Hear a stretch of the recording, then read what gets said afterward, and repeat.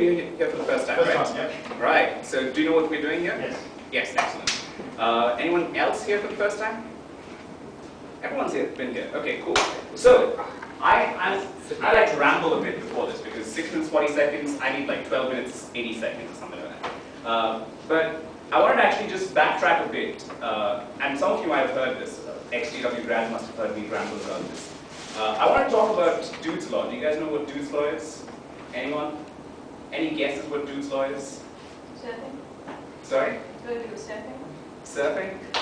Might be. So, has anyone heard of this guy called David Hussman? Right. He's kind of big in the Agile community in some places, at least in his own town. But he actually wrote a blog post where he said, this is Dude's Law. And what he said is, for any practice to be valuable, you need to emphasize more on the why than the how. So we kind of talk a lot about the mechanics of this structure, 20 slides, 20 seconds, and that's the how. Why do you think we're doing it? What value are we getting out of it? Presentation skills, but you could get presentation skills without having that constraint, right? Sorry? Synthesize information. You were saying? Yeah, so you got a short amount of time. How do you actually convey an idea during that time? What else? Disaster management? Yeah, your slides keep advancing. You don't know what to say. You make something up. Consulting skills. You learn how to wing it. What else? Why 20 slides? Why 20 seconds? Average person's attention span. Yeah, something like that. I mean, you can make something up. See, you're consulting, right now. So that's the idea. I mean, 20 slides, just want to keep it small so you don't have to put in too much effort. Some people say it takes more effort to put together 20 slides than 40 slides, but then that's a different thing. But then again, because it's 20 seconds, you can't put too much text on it, which means you need to actually try a slightly more visual style. All right, so I wanted to set that up. I also wanted to set up something else. I noticed that some of you asked to postpone your presentations and things like that. And that's sometimes acceptable. But in this situation, the reason why from this point on we'll say no is we also want you to build some skills around keeping your commitments. And you're going to commit to your clients, you're going to commit to speak at conferences, and on the last day you can't say, hey, I can't speak, right? I'm not pointing at anyone else here.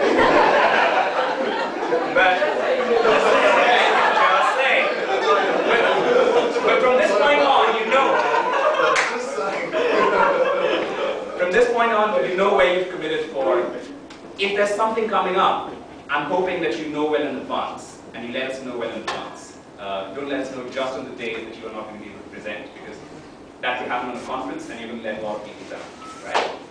Okay, on that note, we should welcome all of our 5 speakers. By the way, you guys have met Anant. Has everyone met Anant?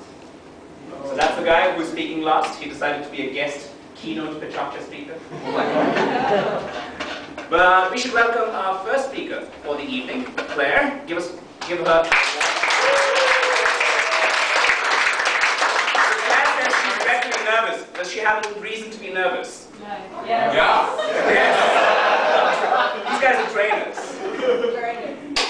All right. Okay. Mark's not here. Are you ready? I'm ready. Okay. All right. Let's go.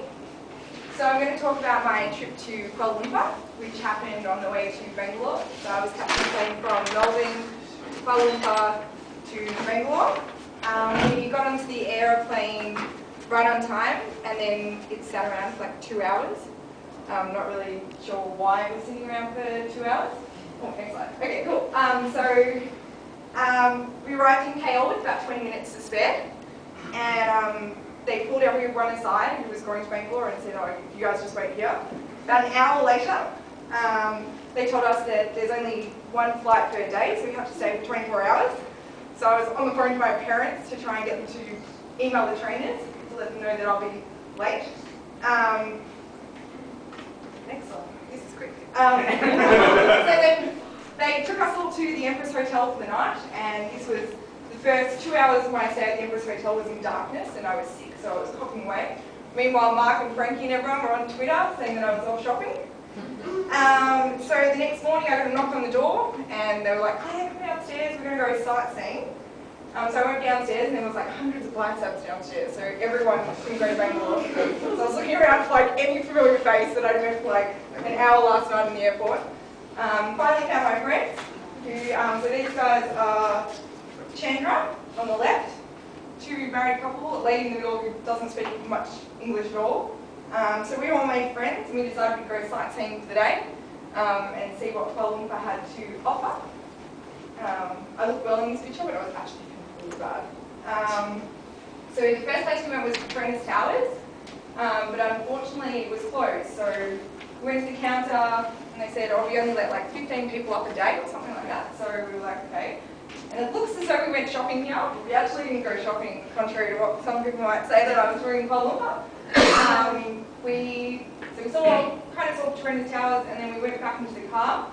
This is really awkward because when you're seeing something with a group of people you don't know, then it's kind of fine because you can talk about that. But in the car, it was kind of awkward because we were all just sitting there, not really knowing what to say. And Bill's the guy, he was saying some really weird stuff, so it was a little bit weird. Then we had lunch, and so everyone there was from Bangalore, and they said to me, "Oh, this is not going to be spicy at all, it'll be fine." I had like one mouthful of it, and I had to scull like 2 bottles of water. And so then they got me dosa. So it's my first time having dosa with potato to it, which was really yummy. So we needed the lunch because we were at, what's it called? Tua Caves, which is a popular Indian Hindu shrine. There's 275 steps leading up, and halfway through this monkey down the bottom there took one of the guys' water bottles and started drinking out of it. So it was a cool experience, and yeah, so it was fun. Anyway, so after that, we went back to the hotel and I slept for ages and caught a bus to the airport. And I slept the whole way on the plane, so I was so exhausted. And got to Kuala Lumpur and started looking for the trainers that I was hoping would be there, because I still really hadn't spoken to them at this point. So Zany, Mark and Frankie were all there waiting for me, which I was pretty impressed with. The 7th time around and they were still there.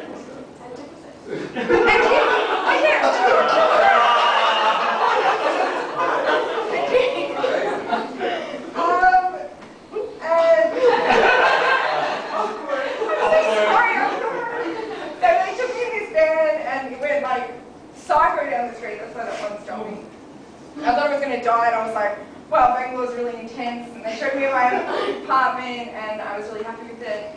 And the guys sat around for like 2 hours chatting about something, saying that I didn't miss anything on Friday and having all these personal jokes I didn't understand. Then I met all you guys, so I was like, Kuala Lumpur was a little bit average, but at least I get to meet all these cool people who I'm hanging out with the next 6 weeks. Sorry. Anyway,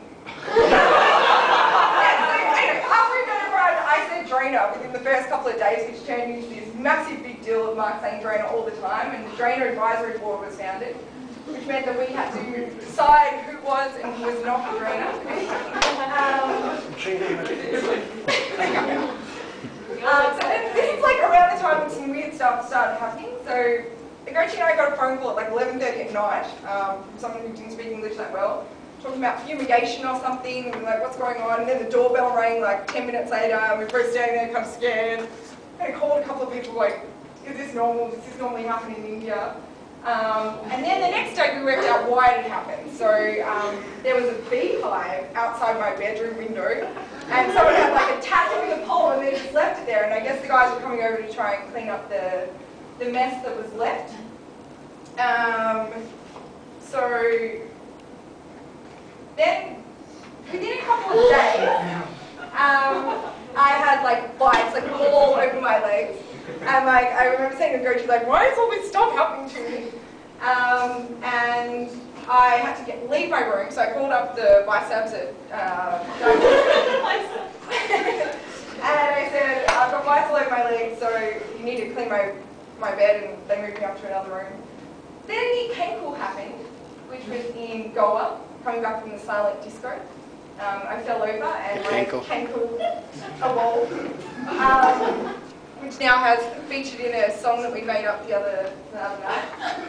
Then we went to Jabari and I came back and I was cleaning my shoes and the whole stink like fell. The whole stink like fell out of my so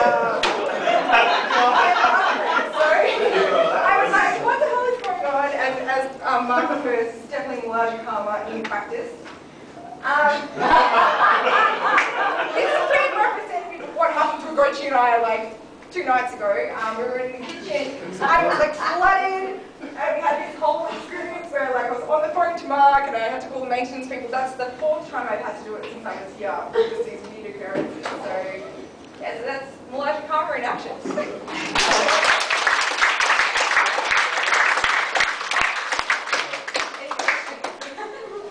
you have to pay for this thing?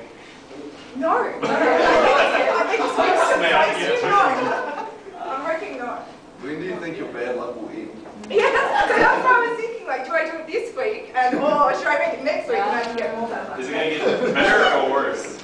I don't know, Mark. Malasia Karma. When's it going to end? Only gets worse.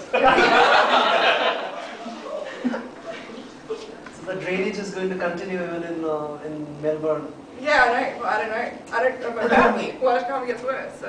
Malasia Karma only happens to the west of Malaysia, to the east of home. So maybe when she goes back, her flight will cancel it out. Oh, could do. Maybe I'll get delayed on the way back and. As long as you don't go shopping. Is that all?